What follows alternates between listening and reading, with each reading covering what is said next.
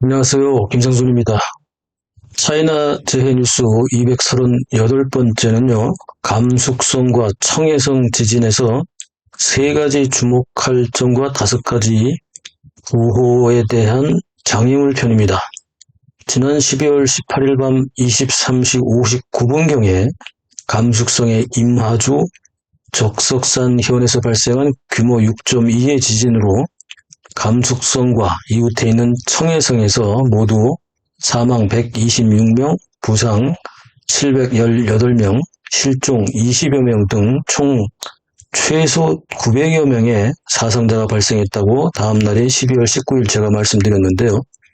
12월 20일 중공당국은 감숙성에서 최소 113명 사망, 782명 부상, 붕괴된 가옥은 15,000여 채, 부분 파손된 가옥은 약 20만 채가 넘었으며 약 14만 명의 이재민이 발생했다고 발표했습니다. 또한 청해성 해동시에서 사망 18명, 부상 198명, 실종 16명이 발생했고 이번 지진 피해는 합쳐보면 총 131명 사망, 부상이 약 980여 명, 실종도 약 20명이 넘고요. 최소 1,130여 명의 인명피해가 발생했다고 발표를 했습니다만 이보다 더 될 것이라는 것이 일반적인 견해입니다. 감숙성과 청해성 지진은요, 이후 400여 차례의 여진이 계속해서 발생했을 정도로 강력한 위력에 현지 주민들이 지진의 공포와 함께 추위에도 떨어야 했는데요. 12월 19일 17시를 기해서 이 지역에서 발생했었던 단전, 간수, 통신두절, 교통두절 등의 지진 피해는 일단 모두 복구되어 정상 가동되고 있고요. 교통운수 부문에서도 정상이 되어서 이재민을 위한 구호품 전달이라든지 이런 문제가 없다고 합니다.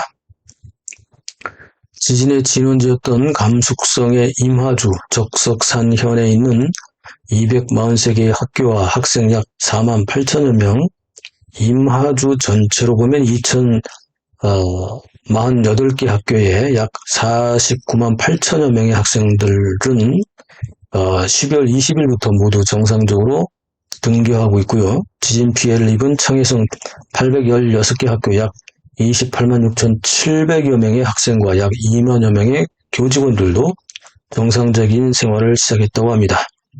학생들이 이 정도니 일반인들도 물론 생활에 복귀를 했습니다만 그러나 이재민들이 많아서 참 걱정이 많죠. 자, 중국의 지진 전문가들은요, 이번 감숙성 적석산현의 6.2 규모 지진에 대해서 주목해야 할 점으로 세 가지를 꼽았는데요.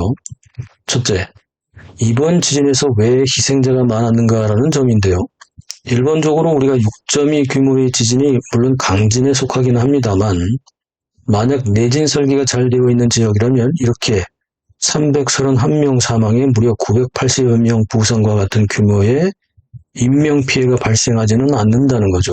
게다가 중공은 1,100명이 넘는 사상자로 인해서 지진 규모를 계속해서 6.2로 고수하고 있지만 미국은 처음부터 5.9로 발표하고 있었기 때문에 이것도 의문이고요.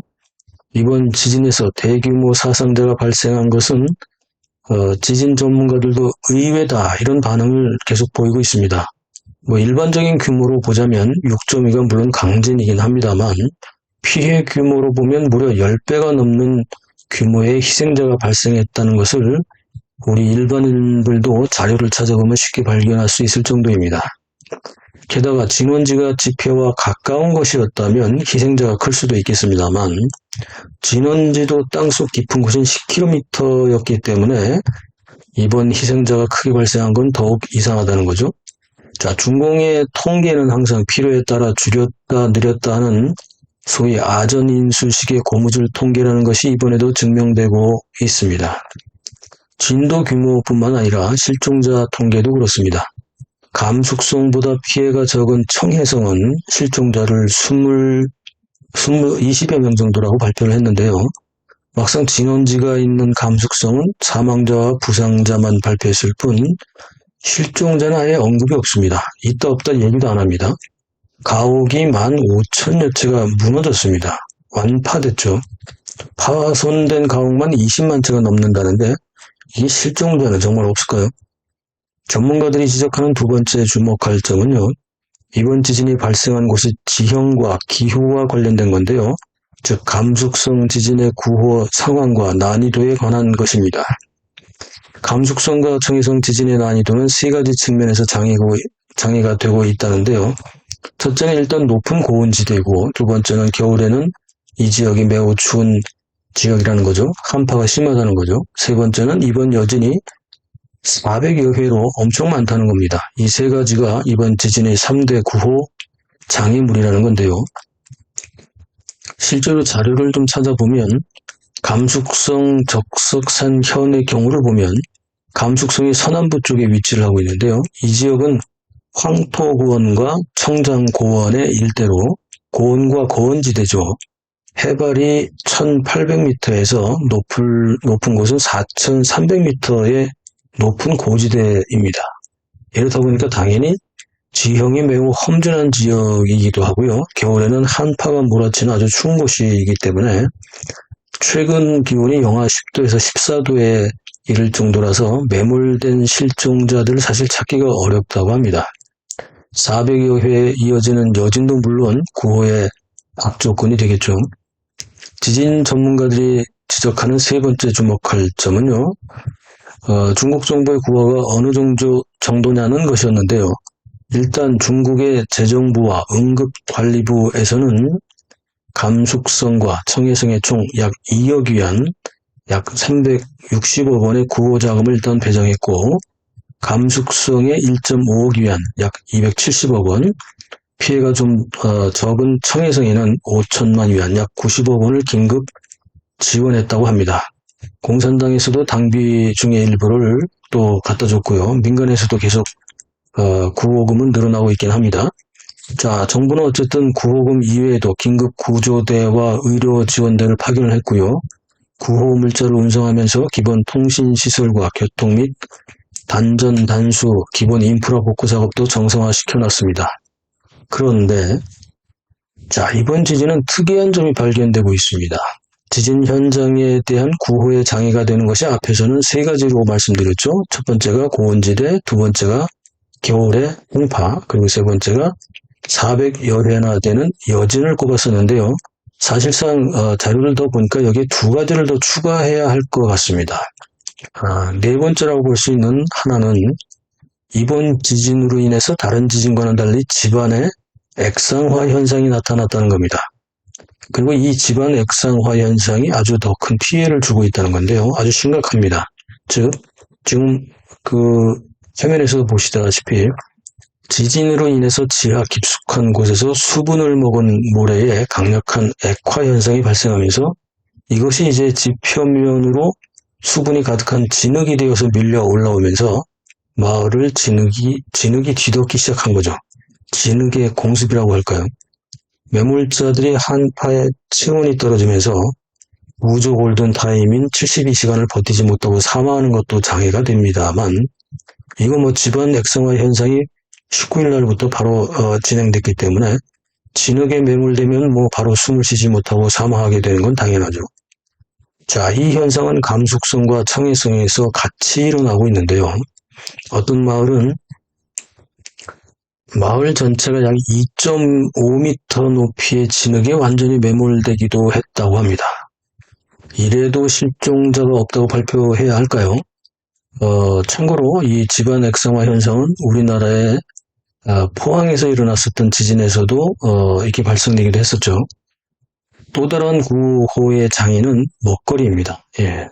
이 다섯 번째이자 또 다른 구호의 장애는 먹거리인데 뭐냐면 이번 감숙성과 청해성 지진의 피해 주민 대부분은 회족 출신 마을에서 발생했기 때문에요. 회족의 종교는 이슬람교잖아요. 이 이슬람교의 율법에 따라서 일반 한족과는 달리 회족들은 먹는 음식에 대해 종교적인 제약이 있다고 합니다.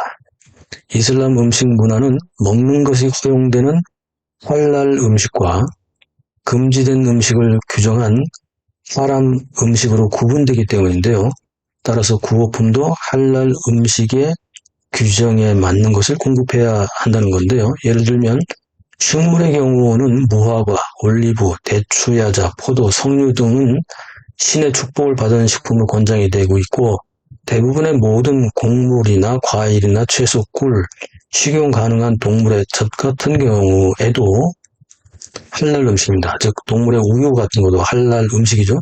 그런데 고기가 문제가 있습니다. 고기는 곤충류, 파충류, 맹수류, 맹금류 이런 건 금해야 하고요. 가축 중에서도 소나 양, 염소 등도 교살하면 안 되고, 이슬람식 도축법인 아비하라는 의식을 통해서 하느님의 이름으로 잡은 고기만 할랄 음식으로 먹을 수 있다는 겁니다. 한마디로 얘기하면요, 한족들이 공급할 고기는 없다 이렇게 보면 되죠. 자, 이번 감숙성과 청해성의 지진에 대해 많은 뒷얘기들이 나오고 있는데요. 다음 방송에서는 재해구조 골든타임 72시간 중공은 왜 지진 15시간 만에 구호 활동을 전면 중단했을까에 대한 의문점에 대해 준비하겠습니다. 많이 기대해 주시기 바랍니다. 영상 어떻게 보셨나요? 댓글로 소통하시죠. SNS 공유, 구독, 알림, 좋아요 눌러서 응원해 주십시오. 감사합니다.